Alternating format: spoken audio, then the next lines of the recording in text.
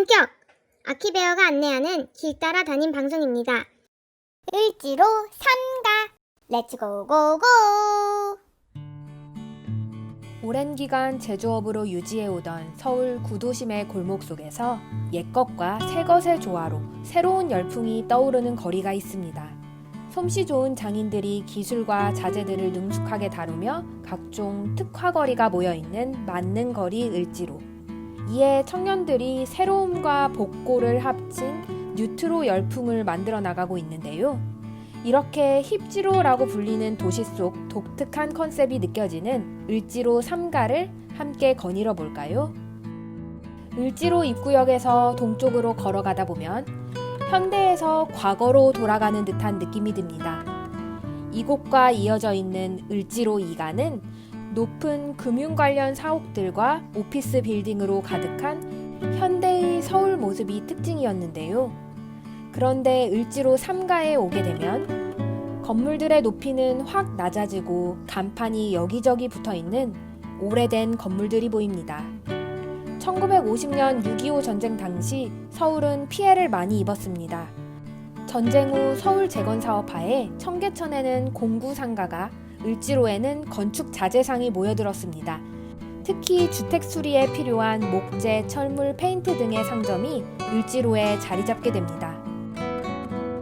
을지로 3가역 2번 출구부터 3번 출구까지 도로변으로 길게 이어져 있는 3층 규모 상가들을 볼 수 있습니다.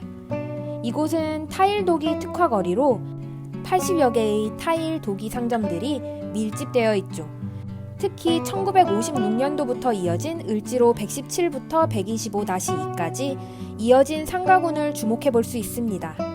각각 다른 건물들이 촘촘히 어깨를 맞대고 있어 어떻게 보면 하나의 길쭉한 건물로 보이기도 한 파사드에 집중된 치밀한 디자인. 분명히 어떤 건축가에 의해서 계획되었을 것입니다. 낮에는 평범한 오래된 골목처럼 보이지만 저녁에는 평일에도 자리가 빈틈없이 꽉 찼던 노가리 골목.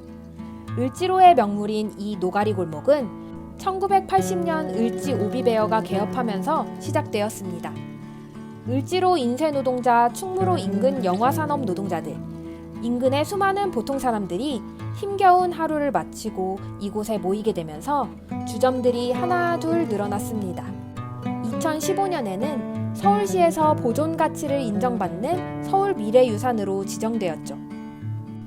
청계천의 수표교부터 관수교 남단 150m 정도의 거리에는 공구상가가 500여 곳이 들어서 있습니다.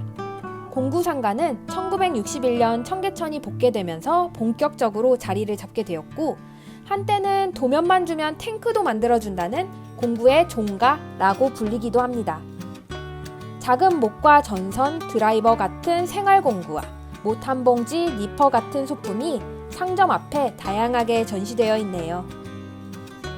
을지로 인쇄골목으로 통하는 인현동입니다. 이 지역 골목을 지나다니면 음식점, 이발소, 다방 위에 인쇄소 간판이 보이고 인쇄 기계가 돌아가는 소리, 잉크 냄새, 인쇄물을 싣고 오가는 산발이들로 북적입니다. 이 골목은 1960년대 말부터 인쇄업 관련 업소가 밀집해 있었습니다. 1970년대 이후 급속한 경제개발로 인근 광화문 종합무역상사의 일감을 시작으로 충무로 영화산업의 성장도 역시 이 인쇄거리에 열기를 더했죠. 그렇게 10여 년간 1,500여 인쇄업체가 자리를 잡았고 우리나라 최대 인쇄촌을 형성했습니다.